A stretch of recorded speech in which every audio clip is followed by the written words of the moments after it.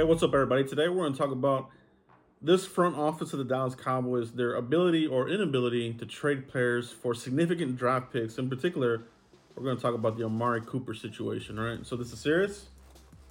Cowboy time, baby. Boom. Right? We're in it to win it eventually. All right. So, yeah, man. So this is the biggest news. It's an ongoing storyline that's really going to pick up a lot of steam here as we get to the combine. As you know, a lot of times during the combine, there's player evaluations, but there's also the behind the scenes work with GMs looking to move players. All right. So this conversation is not going anywhere. In particular, we're talking about Amari Cooper because this is the player that could really give you, something in return. You know what I mean?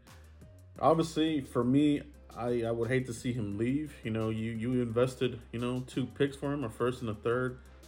Really, you rented him for a few seasons, and now, the Reaper has called the Cowboys, and now they're looking for money. All right, they're looking for money. So they got those contracts in place, thinking that they were gonna reach the apex of the Super Bowl. It didn't happen, so now they're holding the bag, and now they got to free up some money, right? So they're targeting Amari Cooper.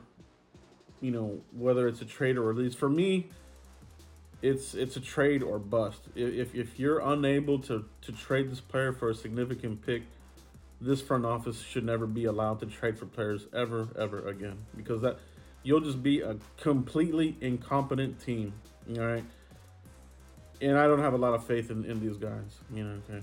So, they've traded 3 times post Jimmy Johnson for top flight receivers, and have busted just about every single one. Cooper's probably the one that gave them the most out of it, but they busted on Joey Galloway, they busted on Roy Williams, and here we are. We're already going to dump Cooper here, apparently here. So not very good. It's not a good look for the front office, and it just continues to show these guys really struggle.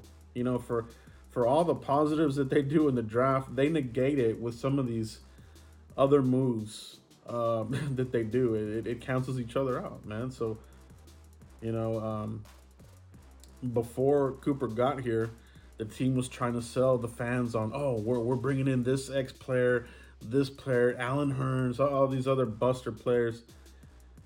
And you had to know that it wasn't going to go anywhere. And they're already kind of laying the foundation to sell the fans on mediocre players to come in here, and we're still going to be competitive. No, you're not. They're not going to trick me, and I'm here to tell you guys, don't let them trick you either. All right. Juju Smith-Schuster, nah, man. I'm not digging that either, man. So, there's not much out there, but they're going to try to sell it. They're going to try to sell it to fans. Now, when you look at what can you get for Amari Cooper, the first rounder is probably not on the table. I think we would all like a first rounder, but I don't think a team's going to give up a first for Amari at this point. Although he still has some good age in him. He's got some years left in him. All right. But let's just go under. Let's go with the opening line of a second round pick. Second round pick or bust. All right. This is a huge test for the front office. If they know that they gotta open up some money, and they gotta move on from a player to open up money with Cooper, they have to get something back for him. You cannot just give up 2 picks for the guy, rent him for a few seasons, and then end up cutting him. If they do that, screw this front office. For real. You got to come out of this with a second round pick. And at the minimum, that's my minimum opening line is a second round pick. There are a lot of people are looking at different teams. The Jaguars, a second rounder. That would be great. I'm looking at Detroit. I think that would be a good one. You might be able to get Detroit's 32 pick. You know what I mean? But either you get that 32 pick, or you get their early second round pick. I think you're in business there. So there's a lot of options there, right? And there's the other scenario that Brian brought up as far as what about if we trade our 24th pick plus Amari Cooper to get into that top 10? All right. That's also possible. He mentioned the Jets. The Jets are needing a wide receiver. top flight wide receiver for Zach Wilson. So, you know, I think if you were to put Amari Cooper in this draft class, he would be the number one receiver taken off the board here. So a team might be able to get themselves a good deal. Maybe the Patriots come into play. You know what I mean? They need receivers. And, you know, obviously, Cooper has played under a similar type of coaching style with Nick Saban. So he would fit right in with the philosophy there with Bill Belichick. So there will be options out there.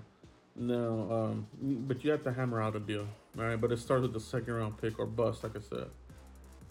And this team comes out of here without getting anything for him. They're never going to do anything good when it comes to trade. This team just has a big problem with you know, trading players, releasing players, hanging on to players too long.